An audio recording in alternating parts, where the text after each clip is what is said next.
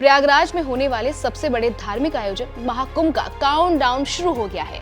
13 जनवरी को महाकुंभ की शुरुआत होगी, लेकिन इस विराट धार्मिक आयोजन पर सियासत भी जारी है। कुंभ की जमीन को वक्फ बोर्ड का बताने वाले ऑल इंडिया मुस्लिम जमात के अध्यक्ष मौलाना शहाबुद्दीन रिजवी के बयान के बाद साधु संतों में आक्रोश थम नहीं रहा है। कुंभ की जमीन वक्फ बोर्ड के दावे का योगी आदित्यनाथ ने पलटवार किया है। सीएम योगी ने कहा है कि समझना मुश्किल है, वक्फ बोर्ड है या भू माफिया का बोर्ड। हमारी सरकार ने वक्फ अधिनियम में संशोधन किया है। एक एक इंच जमीन की जांच करवाई जा रही है। वक्फ के नाम कब्जाई गई जमीन वापस ली जाएगी। गरीबों के लिए आवास, शिक्षण संस्थान, अस्पताल बनाए जाएंगे। कुंभ की परंपरा वक्फ के कहीं पुरानी है। सनातन धर्म की ऊंचाई आकाश से ऊंची, समुद्र से गहरी है। इसकी तुलना किसी मत या मजहब से नहीं की जा सकती। वहीं वक्फ बोर्ड को लेकर सीएम योगी के इस बयान का ज्योतिष पीठ के शंकराचार्य स्वामी अवि मुक्तेश्वरानंद ने भी समर्थन किया है और शंकराचार्य ने कहा है कि वक्फ की जमीनों का बोर्ड ने सही इस्तेमाल नहीं किया है। बहुत सारी जमीन ऐसे ही पड़ी हुई है जिसका कोई उपयोग ही नहीं हो रहा है,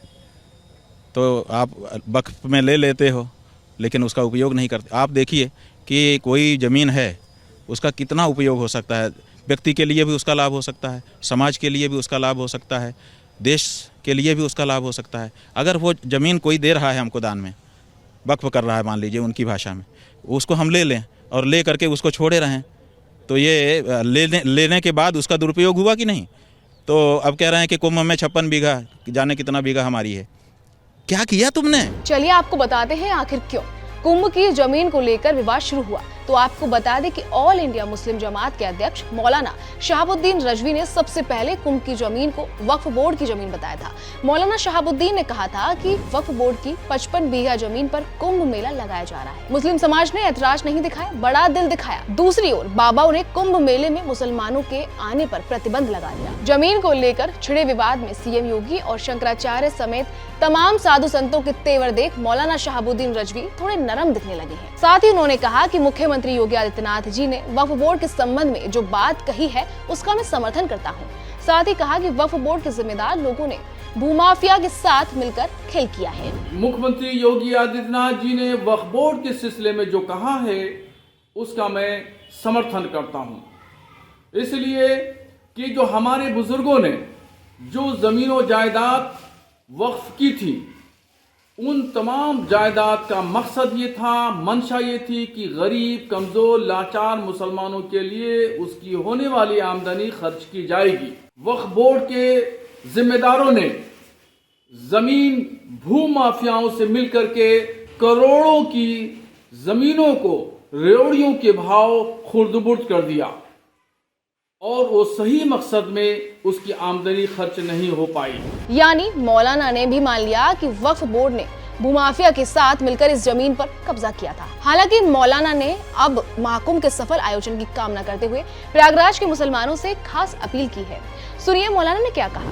प्रयागराज के तमाम मुसलमानों से अपील करूंगा कि वो खुशहाली और सद्भाव के लिए जिन जिन मुस्लिम महलों से, जिन जिन मुस्लिम गांवों से श्रद्धालु गुजरें, उन पर फूल बरसा करके, पुष्प वर्षा करके उनका स्वागत और उनका इस्तकबाल करें। बता दें कि वक्फ के दावे के बाद कई सियासी दल अपनी राजनीतिक रोटियां सेकने में लगे, लेकिन इस बीच कुंभ और सनातन पर सवाल उठाने वालों पर सीएम योगी आदित्यनाथ ने भी बड़ी प्रतिक्रिया दी है और कहा कि जो कहते हैं सनातन बटा हुआ है वो कुंभ में आए। सनातन गौरव और गर्व का एक महा आयोजन है, एक महासमागम है, जिसको सनातन धर्म के गौरव और गरिमा को देखना हो तो वह कुंभ का दर्शन करे, कुंभ में आकर के अवलोकन करे।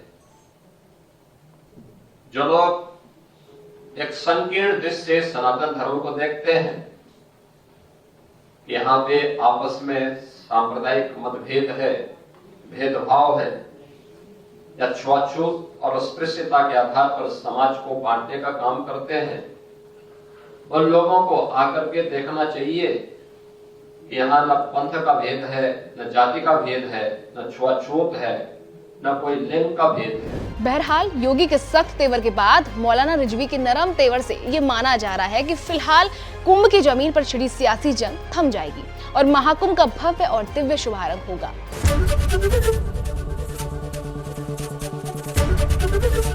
एबीपी गंगा, खबर आपकी, जुबान आपकी।